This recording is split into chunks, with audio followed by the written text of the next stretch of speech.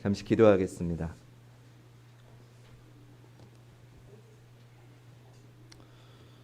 하나님 감사합니다. 우리의 어두운 눈이 주님을 보지 못했고, 우리의 어두운 귀가 주님의 음성을 듣지 못했고, 우리의 어두운 마음이 주님을 십자가에 못 박았으나 그럼에도 우리를 사랑하셔서 오늘 여기까지 구원해 주시니 감사합니다. 이 시간 말씀 중에 좌정하셔서 주님의 그 사랑을 다시 한번 내리어 주시옵소서. 주님의 그 복음으로 우리를 감싸 안아 주시옵소서. 예수님의 이름으로 기도드립니다. 아멘. 여러분, 우리 인생에서 가장 중요한 일 가운데 하나는 결혼일 겁니다. 그런데 오늘 우리에게는 결혼보다 결혼 식이 더 중요한 일이 된 것 같습니다. 돈도 정성도 시간도 결혼식 준비에 많이 들입니다. 그러나 1시간도 안 되어서 식은 끝이 나고 그 다음부터는 결혼의 실체를 마주대하게 됩니다. 많은 사람들이 당황합니다. 결혼이 이런 거였나? 결혼이 이런 거였으면 하지 않았을 텐데, 이런 후회를 하기도 합니다. 사람들은 왜 당황할까요?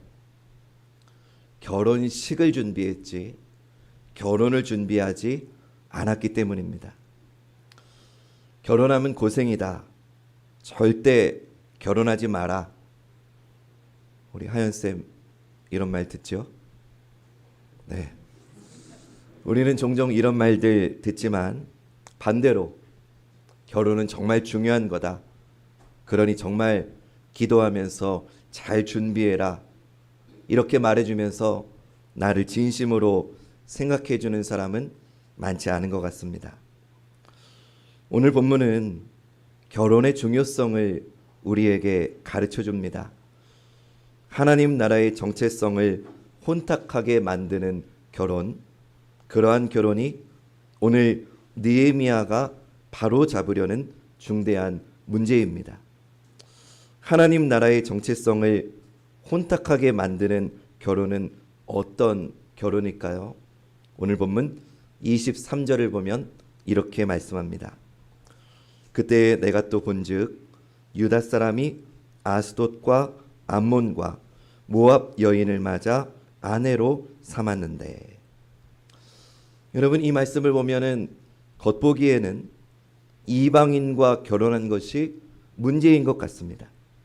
그런데 단순히 아내가 이방 나라에서 왔다는 게 문제일까요? 지금 느헤미야가 인종차별을 하는 걸까요? 우리는 이미 룻기 말씀에서 모압 출신인 룻이라고 하는 여인을 잘 알고 있습니다.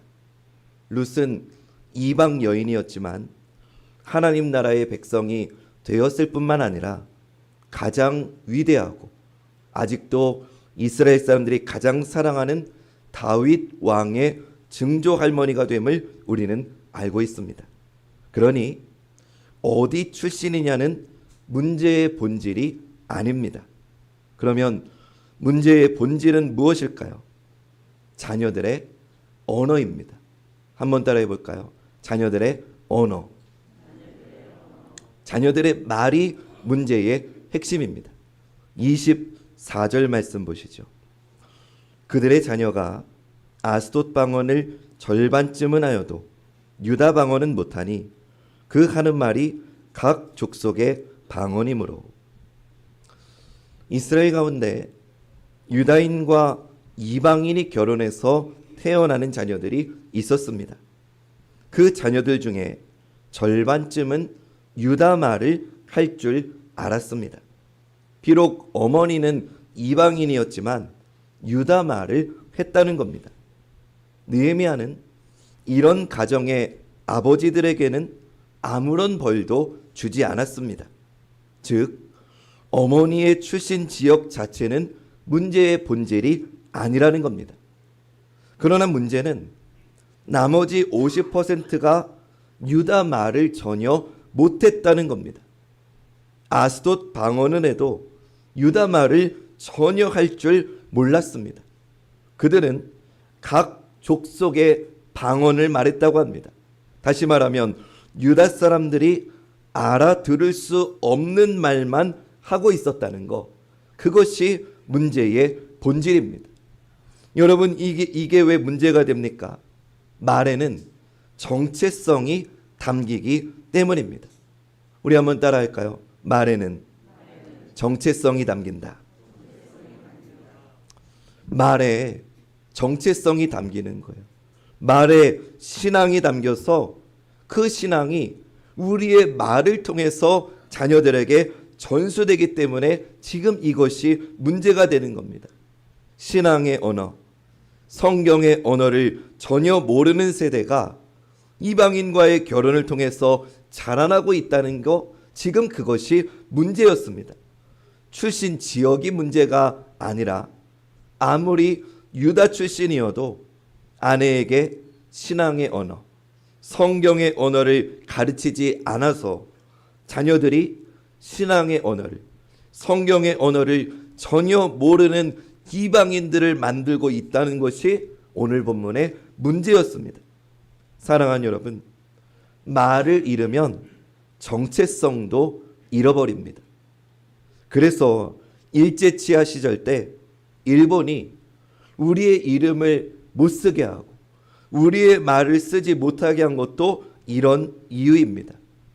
말과 함께 하나님 나라의 다음 세대가 소멸되어 가고 있다는 것이 지금 이방인과의 결혼 문제가 지닌 본질인 것입니다. 느헤미야는 왜 이 지경이 되었을까? 왜 하나님의 백성이 다시 이 경지가 되었을까를 깊이 원인을 찾아보았습니다. 문제의 원인을 찾아가 보니까 그것은 직분자들의 직무유기였다는 것을 알 수 있었습니다. 그래서 느헤미야는 유대인 남편들을 벌합니다. 25절 말씀. 내가 그들을 책망하고 저주하며 그들 중 몇 사람을 때리고 그들의 머리털을 뽑고 이르되 너희는 너희 딸들을 그들의 아들들에게 주지 말고 너희 아들들이나 너희를 위하여 그들의 딸을 데려오지 아니하겠다고 하나님을 가리켜 맹세하라 하고, 아내와 자녀에게 하나님의 말씀을 가르치는 직무를 무시한 벌로 그들은 매를 맞고 저주를 받고 머리털도 뜯깁니다. 느헤미야는 이스라엘의 모든 아버지에게 아내와 아이들에 대한 신앙의 전적인 책임이 있다는 것을 분명하게 강력하게 요구하고 있는 것입니다. 사랑하는 성도 여러분, 특별히 우리 아버지 되신 성도 여러분, 저는 여러분들에게 권면합니다. 여러분들이, 우리 아버지들이 여러분들 가족의 신앙의 제사장임을 믿으시고 기억하시기를 주님의 이름으로 부탁드립니다. 저는 제 아이들에게 안수기도를 자주 해줍니다. 목사니까 그러는 게 아니라 목사가 아니어도 아버지들은 가족들에게 안수할 수 있습니다. 왜냐? 아버지가 신앙의 제사장이기, 가정의 제사장이기 때문입니다. 우리 사랑하고 존경하는 아버지들, 자녀들에게, 가족들에게 안수 많이 해주시기를 부탁드립니다. 아멘입니까? 왜냐? 우리의 가족이, 우리의 자녀들이 신앙의 언어, 성경의 언어를 모르고 있다면 그 책임을 누구에게 묻느냐? 다른 사람이 아니라 아버지에게 그 책임을 묻게 되기 때문입니다. 느헤미야는 이 아비들을 꾸짖으면서 예로 드는 인물이 솔로몬 왕입니다. 말씀 26절입니다.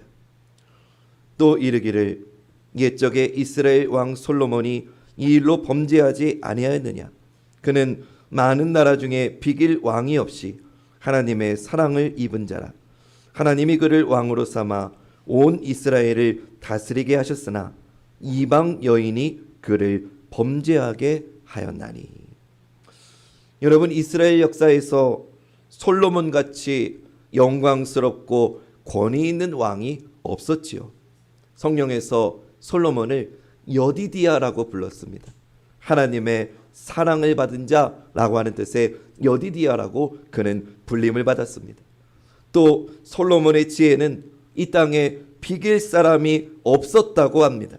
그런데 느헤미야는 말하기를 그런 솔로몬이라도 이방 여인들과의 결혼을 통해서 죄를 지었고 벌을 받게 되었다. 그런 권위 있는 왕도 이방 결혼을 통해서 신앙의 언어, 말씀의 언어를 전수하지 못했을 때 벌을 받았는데 하물며 너희는 얼마나 더 하나님의 말씀을 따라야 되겠느냐? 느헤미야는 지금 이것을 강조하고 있는 것입니다. 또 28절에 보면 도저히 있어서는 안 될 일이 나타난 사건을 우리는 보게 됩니다.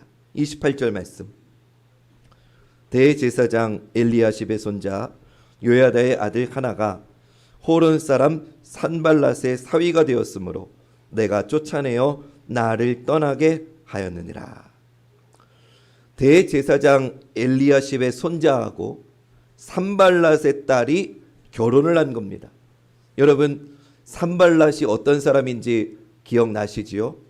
산발랏은 이 예루살렘 성 짓는 일을 방해했던 대적 중에 대장이었습니다. 그 대적 중에 대장에게 다른 사람도 아닌, 다른 제사장도 아닌 대제사장이 자기의 손주를 주었다는 것 자체가 지금 하나님 나라 백성의 정체성에 아주 큰 악영향을 준 것입니다. 여러분, 제사장은 어떤 일을 하는 자리입니까? 제사장은 하나님의 백성을 가르치고 그들을 잘 지도해야 할 직무가 있는 사람입니다. 그러기 위해서 제사장은 먼저 하나님을 경외해야 했습니다. 그런데 다른 제사장도 아닌 대제사장이 이 언약을 파기하고 있는 겁니다.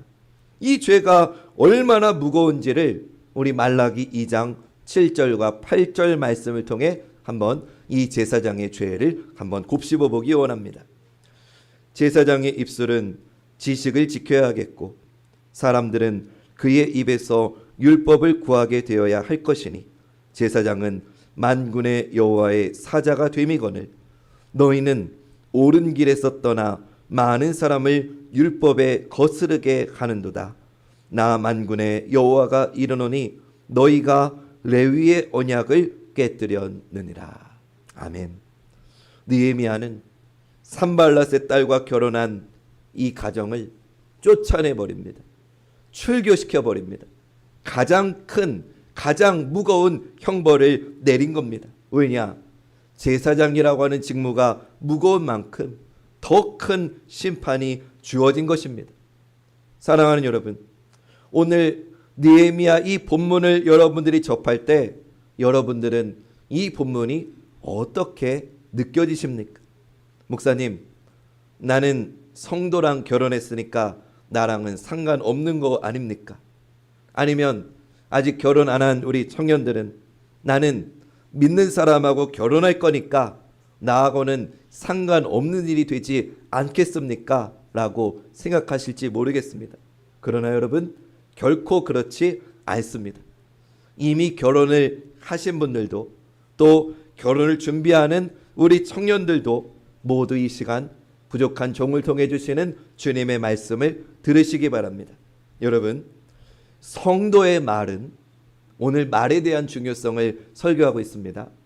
성도의 말은 하나님을 모르는 이들과의 말과 분명한 차이가 있어야 됩니다. 다시 말씀드립니다. 성도의 말은 하나님을 알지 못하는 세상의 말과 분명한 차이가 있어야 됩니다. 만약에 우리의 입에서, 성도된 우리의 입에서 세상의 언어를 제어하지 못한다면 우리가 아무리 교회를 오래 다녔어도 오늘 본문의 유다 사람과 똑같이 우리도 이방인과 다를 바가 없습니다. 여러분, 오늘 우리에게도 아스돗 방언이 있다는 거 아십니까? 무슨 말이냐? 오늘 우리에게도 성도된 우리의 입술에도 세상의 말이 만연해 있다는 걸 여러분 느끼십니까? 제가 좀 예를 들어 볼까요? 혹시 이 말 들어보셨습니까? 이생망. 들어보신 분 손 들어보세요. 이생망. 우리 청년들 몰라요? 유진이 이생망. 몰라? 성도의 언어로 충만하네. 우리 선우 이생망 무슨 뜻이지? 몰라? 이성희 권사님 쥐잡듯이 잡으셨나 봐요. 우리 강문이 이생망 무슨 뜻이지?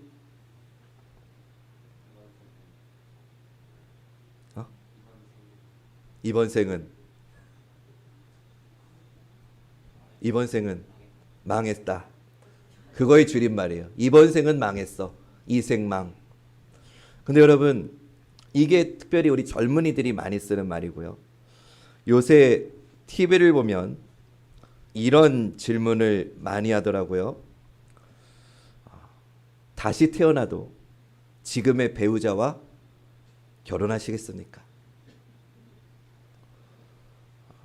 여러분 이 질문을 받아들였을 때 거부감이 우리에게는 하나도 없지 않습니까?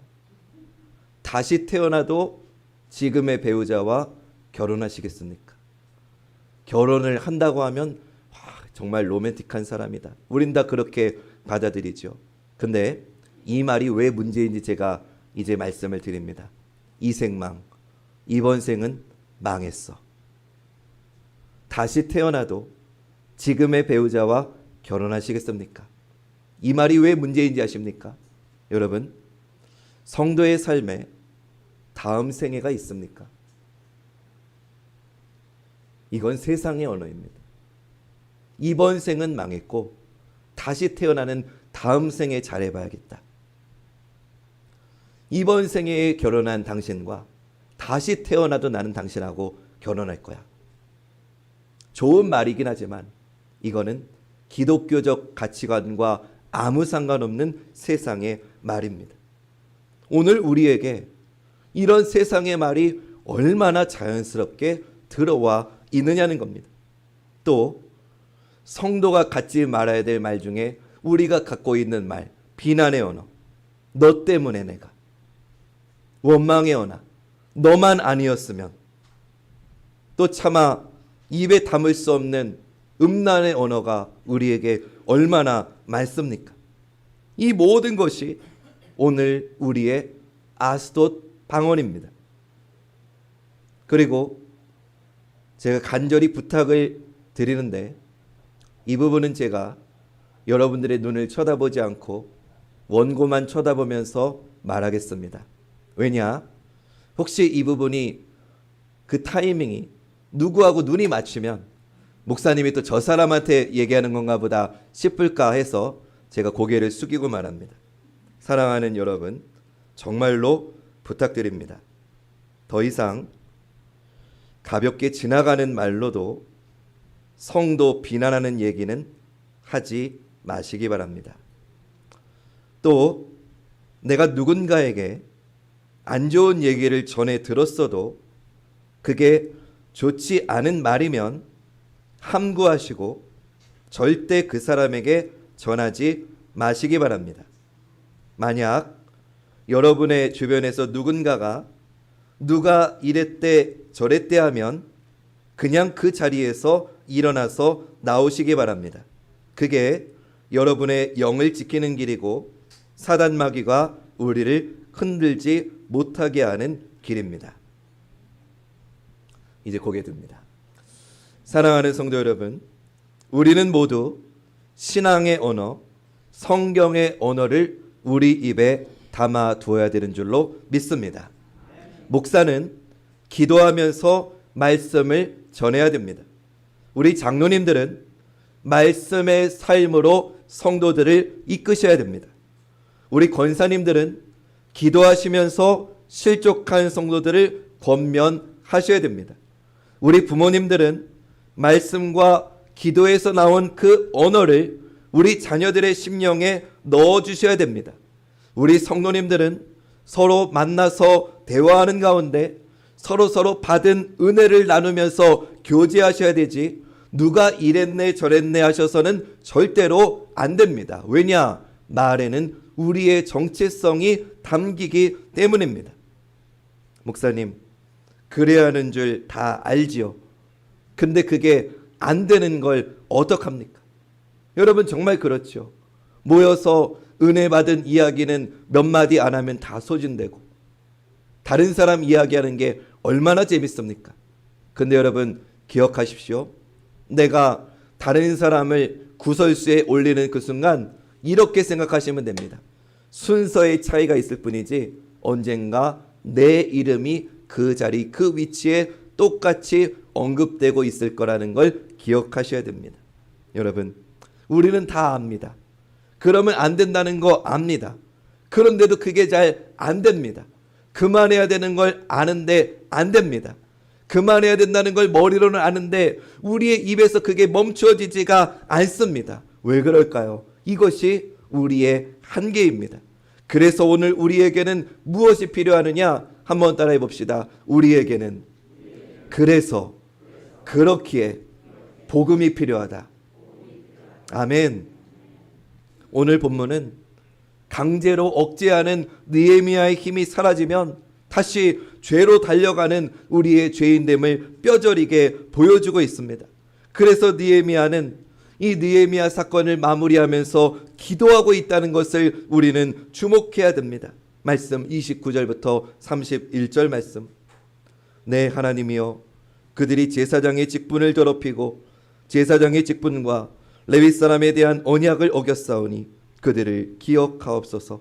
내가 이와 같이 그들에게 이방 사람을 떠나게 하여 그들을 깨끗하게 하고 또 제사장과 레위 사람의 반열을 세워 각각 자기의 일을 맡게 하고 또한 정한 기한에 나무와 처음 익은 것을 드리게 하였사오니 네, 하나님이여, 나를 기억하사 복을 주옵소서.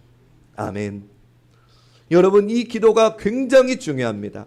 놀라운 기도입니다.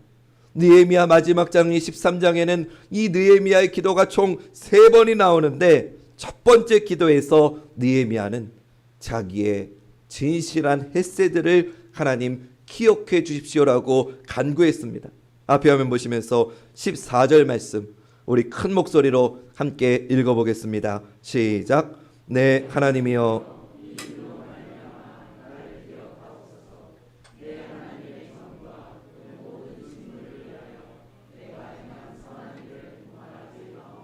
아멘. 느헤미야가 하나님께 간구하는 거, 하나님 내가 행한 선한 일, 이거는 내 행위를 자랑하는 게 아니라 내가 하나님을 향한 나의 인애, 내 헤세드를 하나님 기억해달라고 하는 기도였습니다. 두 번째 기도에서 느헤미야는 주님의 크신 인애로, 주님의 크신 헤세드로 나를 아껴달라고 기도했습니다. 앞에 화면 보시고 22절 읽어봅니다. 시작. 내가 또 레위 사람들에게 몸을 정결하게 하고 와서 성문을 지켜서 안식일을 거룩하게 하라 하였느니라. 네, 하나님이여, 나를 위하여 이 일도 기억하시옵고 주의 크신 은혜대로 나를 아끼시옵소서. 아멘. 그리고 마지막으로 마지막 기도에서 느헤미야는 나를 기억하셔서 복을 달라고 기도하고 있는 겁니다. 사랑하는 여러분, 이 느헤미야의 기도처럼 오늘 우리를 기억하셔서 복을 주시기 위해서 이 땅에 오신 분이 계신데 그분이 예수 그리스도이십니다. 믿으십니까?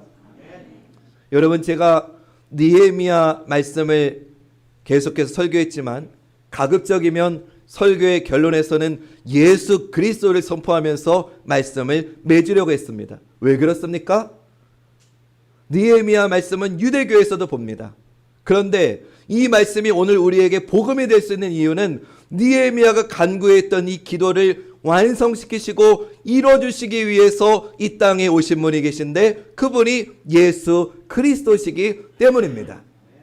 그래서 오늘 우리는 이 느헤미야 말씀을 통해서도 우리를 위해서 이 땅에 오셔서 하나님의 헷세들을 완성하신 예수 그리스도를 볼 수 있어야 되는 것입니다. 느헤미야서의 내용은 인간적으로 보면 실패한 것 같습니다. 느헤미야의 개혁이 다 물거품이 된 것 같습니다. 그러나 그렇지 않습니다. 왜냐? 그의 기도는 그리스도 예수 안에서 완벽하게 이루어졌기 때문입니다. 할렐루야. 이것이 복음입니다.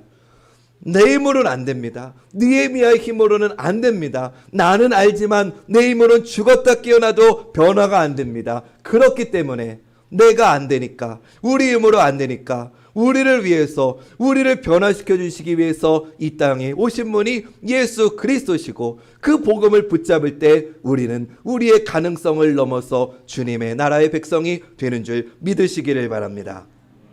여러분, 그렇기 때문에 이 복음 없이 개혁되는 것은 없습니다.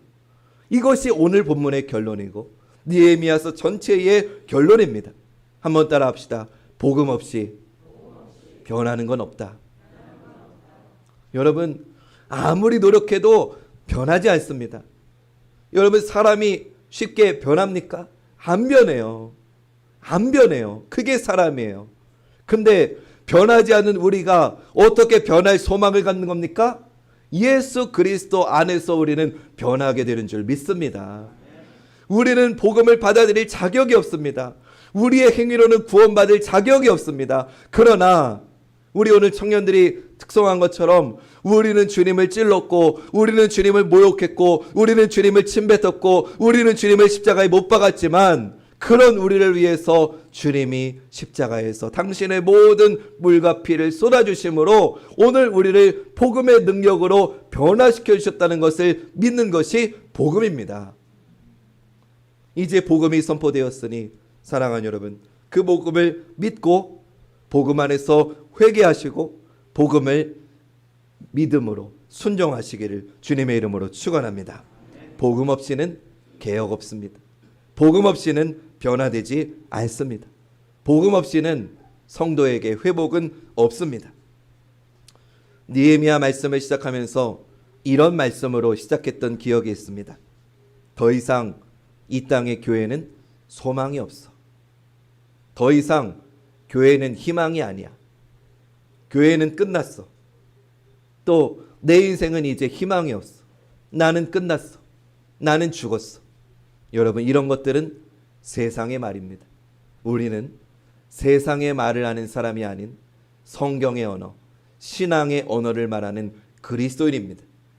우리는 예수 그리스도 안에서 우리를 일으켜 주시고, 우리를 위해서 영원한 혼인잔치를 준비해 주시고, 복음 안에서 우리의 결혼을 준비하게 하시고, 복음 안에서 우리의 결혼 생활을 새롭게 하시는 그 주님 안에서 하나님의 나라를 다시 살아갈 수 있는 이 땅의 소망이 되는 우리 관악중앙교회가 될 줄로 믿습니다. 사랑하는 여러분, 이제 그러니 오늘 이후로 복음으로 하나님 나라의 백성답게 세워지시고 복음으로 회복되는 우리 관악중앙교회 모든 성도님들 되시기를 주님의 이름으로 간절히 축원합니다. 복음만이 우리의 능력이 됨을 다시 한번 믿으시기를 주님의 이름으로 축원합니다.